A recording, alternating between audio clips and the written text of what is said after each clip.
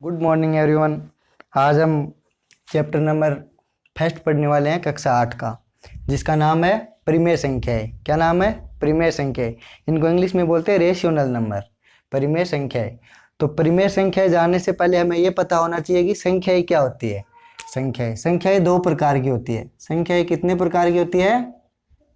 दो प्रकार की। दो कौन कौन से? एक तो वास्तविक संख्याएं और दूसरी अवास्तविक संख्याएं।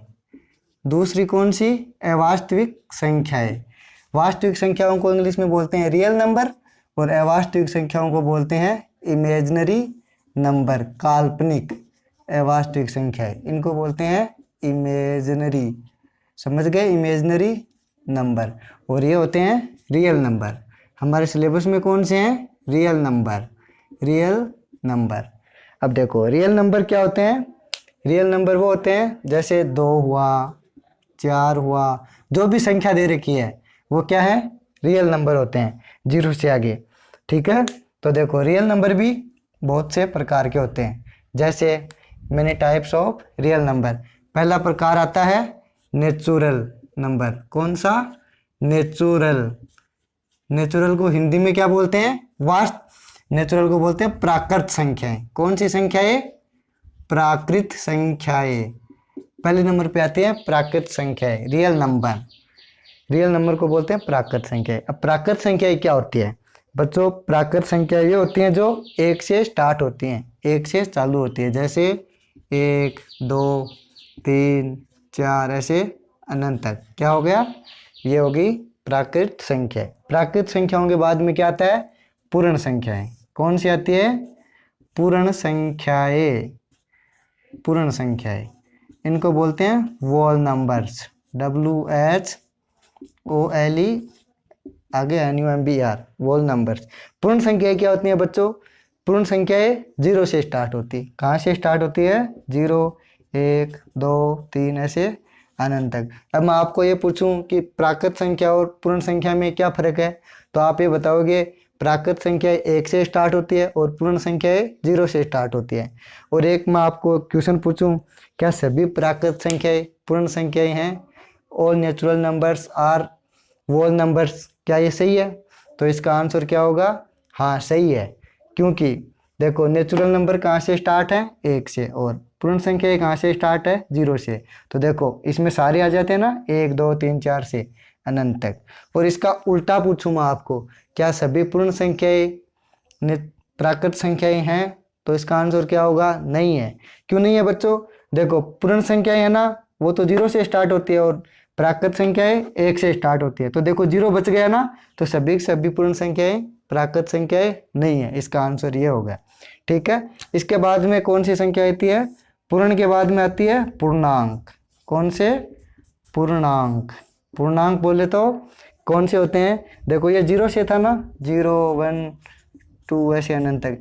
इनमें जो 0 से पीछे वाली होती है ना, वो भी आ जाती है। जैसे -1, -2, -3, ये क्या हो गए? पूर्णांक। ठीक है बच्चों, इतना समझ में आया? इसके बाद में पूर्णांक के बाद में क्या आता है? भिन्न संख्याएं।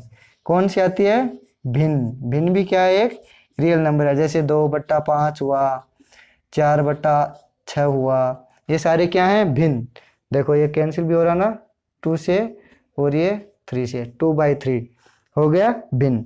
इसके बाद में देखो ये दशमलव जो आती है ना, पुनरावृत्ति, वो बताऊंगा। इसका स्क्रीनशॉट लो बच्चों।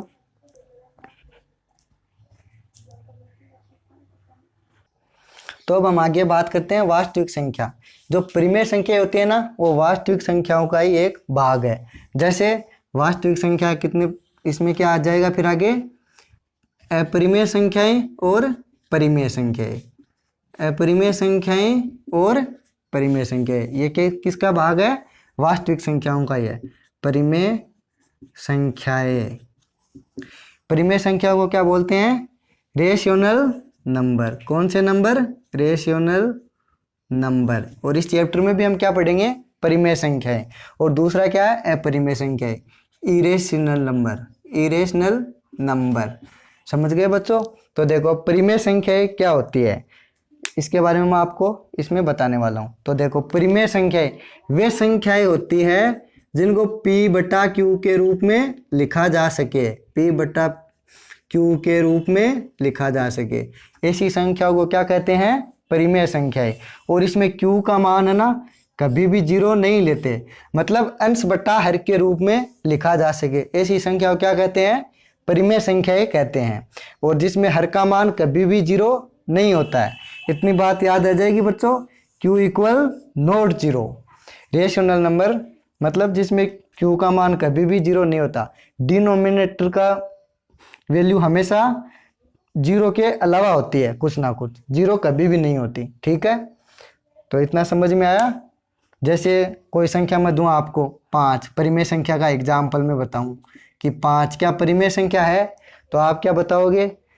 परिमेय संख्या है। कैसे इसका पता लगाओ? तो जैसे 5 है, 5 को हमने 1 से डिवाइड किया, कोई फर्क नहीं पड़ता ना, 1 का भाग देने से। किसी भी संख्या को 1 से गुणा कर दो चाहे 1 का भाग दे दो, कोई फर्क नहीं पड़ता ना।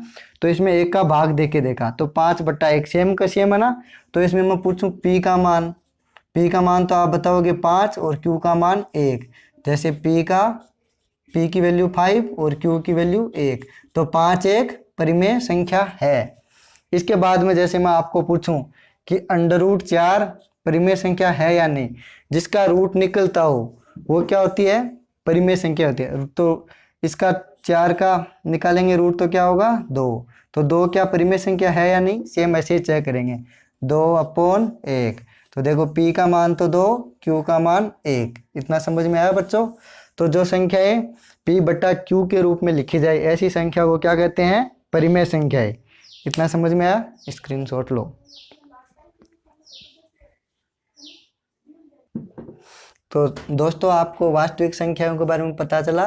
परिमेय संख्याएं कौन सी होती हैं? जिनको P बटा Q के रूप में लिखा जा सके, ऐसी संख्याओं को परिमेय संख्या कहते हैं। और उसमें Q का मान हमेशा 0 के अलावा होता है, Q का मान 0 कभी भी नहीं होता। हो गया, मतलब डिनोमिनेटर का मान हमेशा 0 के अलावा लेना है, कुछ भी ले लो चाहे, तो वो संख्या क्या होगी? परिमेय संख्या होगी।